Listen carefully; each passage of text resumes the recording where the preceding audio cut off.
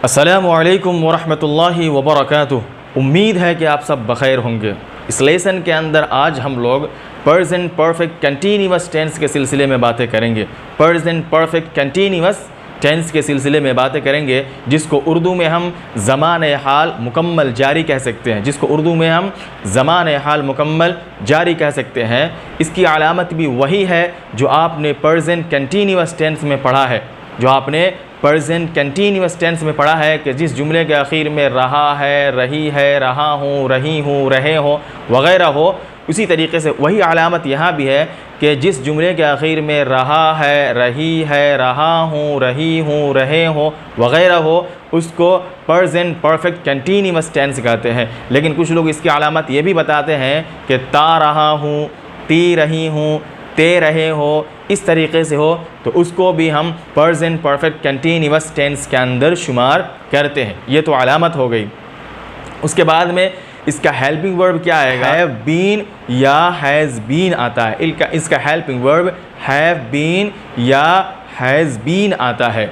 ऐसे ही इसके अंदर जो फ़ेल की जो शक्ल इस्तेमाल होती है वो ING वाली शक्ल का इस्तेमाल किया जाता है। इसके अंदर जो फ़ेल की शक्ल इस्तेमाल की जाती है वो ING वाली शक्ल को इस्तेमाल किया जाता है। कैसे इसका रूल होगा? इसका रूल इस तरह से होगा, सब्जेक्ट प्लस हैव बीन या हैज़ बीन, उसके बाद में प्लस क्या हो जाएगा?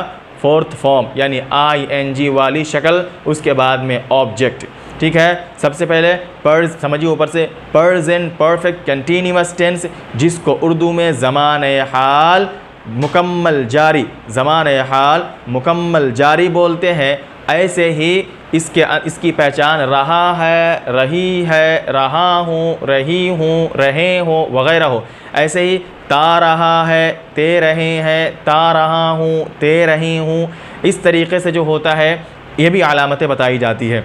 इसका helping verb has been, have been. इसी तरीके से इसका जो वर्ब होता है इसके अंदर फ़ेल की ING वाली शक्ल को इस्तेमाल किया जाता है।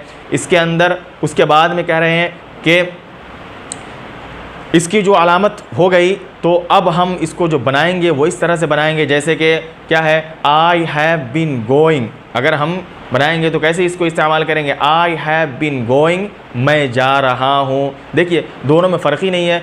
आप ये भी कहते हैं कि आई एम गोइंग, जो प्रेजेंट कंटिन्यूअस टेंस है, आई एम गोइंग, मैं जा रहा हूँ।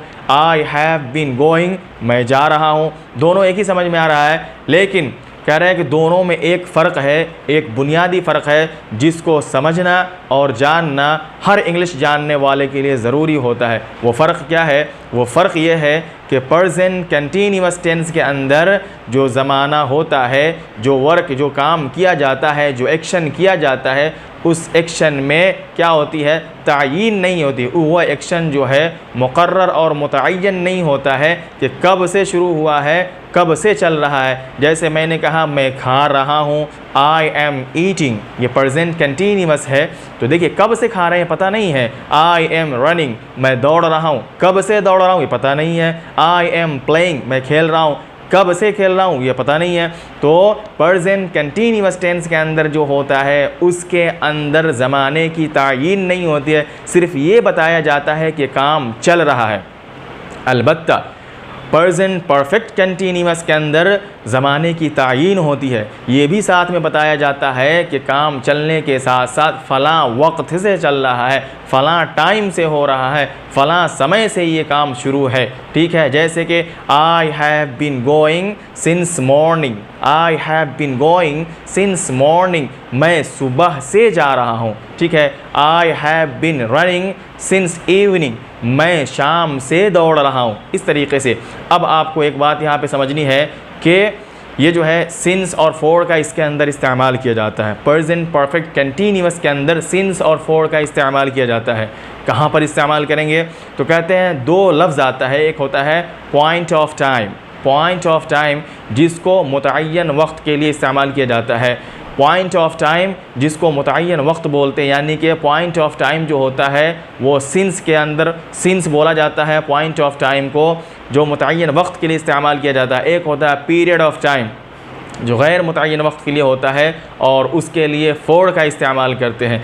जैसे मुतअय्यन वक्त में किन किन चीज़ों को शुमार करते हैं ये समझ लेते हैं। तो कह रहे हैं कि सुबह, शाम, दोपहर, दिनों के नाम जैसे कि संडे, मंडे, इसी तरीके से महीनों के नाम जैसे कि जनवरी, फरवरी, मार्च, ऐसे ही सन 2002 से 2004 से, इसी तरीके से टाइम जैसे कि 2 बजे से 4 बजे से 6 बजे से।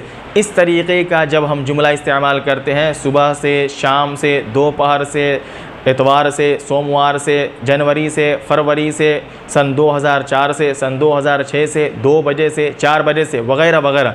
तो इस तरह के जुमलों के साथ हम सिंस का इस्तेमाल करते हैं, जैसे कि I have been going since morning, ठीक है, I have been running since 2002, ठीक है। इसी तरीके से I have been playing since yesterday, ठीक है। इस तरीके से बोलते हैं, समझ में आ गया।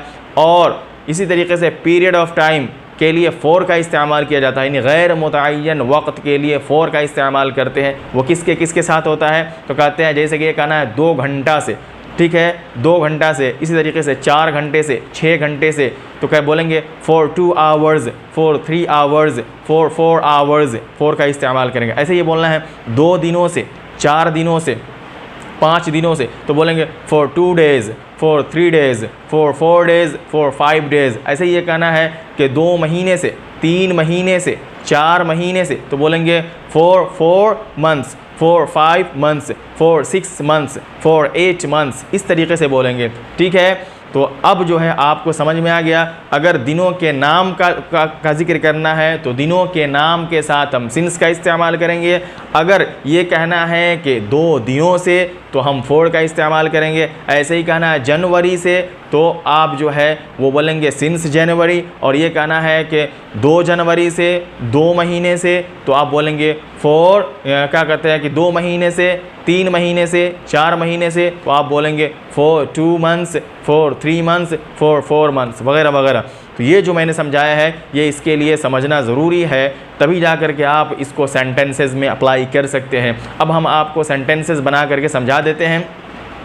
जैसे I have been going since morning, और अगर इसका नेगेटिव बनाना है तो आप कह सकते हैं I haven't been going since morning, कि मैं सुबह से नहीं जा रहा हूँ। ऐसे ही अगर इसका इंट्रोगेटिव बनाना है तो आप कह सकते हैं कि have I been going since morning, क्या मैं सुबह से जा रहा हूँ। ऐसे ही दूसरे वर्ब से देख लेते हैं, जैसे I have been playing since yesterday, कि मैं कल से ही खेल रहा हूँ।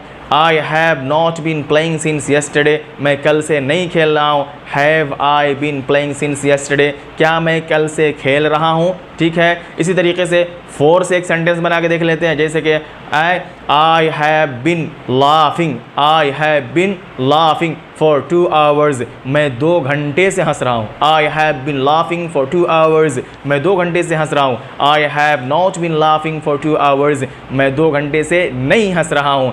Have I been laughing for 2 hours, क्या मैं 2 घंटे से हंस रहा हूँ। इंट्रोगेटिव सेंटेंस है, ठीक है। तो ये इसके बनाने के स्ट्रक्चर्स हुए और फिर उसको आपको समझ करके अप्लाई करना है, ठीक है। मैं एक बार इसकी भी कंजुगेशन आपको सुना देता हूँ ताकि आप इसकी कंजुगेशन को सुन करके इसको याद करेंगे। याद करने के बाद कुछ अफ़आल के साथ इस पर प्रैक्टिस करेंगे ताकि आपकी ज़बान में सलासत पैदा हो। तो इसकी कंजुगेशन कुछ इस तरह से करेंगे।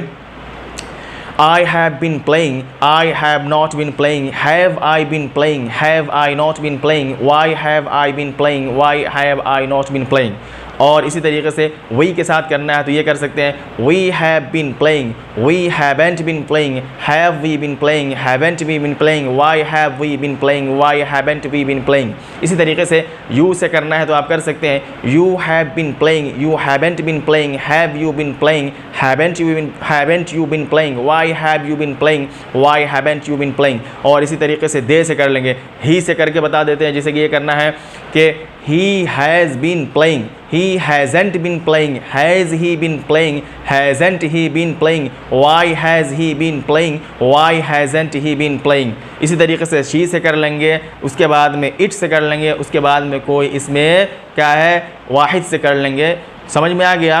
तो उम्मीद है कि आप इस वीडियो को देखने के बाद आपको प्रेजेंट परफेक्ट कंटिन्यूअस टेंस और प्रेजेंट कंटिन्यूअस टेंस के अंदर बुनियादी फ़र्क समझ में आ गया होगा। ऐसे ही दोनों का तर्जमा समझ में आ गया होगा, दोनों का मतलब समझ में आ गया होगा। और अब अगर कोई शख्स आपके सामने कोई जुमला इस्तेमाल करता है जो या तो प्रेजेंट परफेक्ट कंटिन्यूअस टेंस का लगता है और कभी प्रेजेंट कंटिन्यूअस टेंस का लगता है। तो आप इन बुनियादी फ़र्क को जहन में रख करके समझ लेंगे कि ये जुमला प्रेजेंट कंटिन्यूअस टेंस का है और ये जुमला जो है वो प्रेजेंट परफेक्ट कंटिन्यूअस टेंस का है। चलिए, उम्मीद है कि आप मेरी बातों को समझकर, सुनकर इन बातों को अच्छी तरह से समझ गए होंगे और इसको अप्लाई भी करेंगे अपने रूल्स के अंदर और अपने टेंसेस को बनाने में। अगली वीडियो में, अगले लेसन में फिर मुलाकात होगी कुछ अगली बातों के साथ। जब तक के लिए अल्लाह हाफिज़। अस्सलामु अलैकुम व रहमतुल्लाहि व बरकातुहू।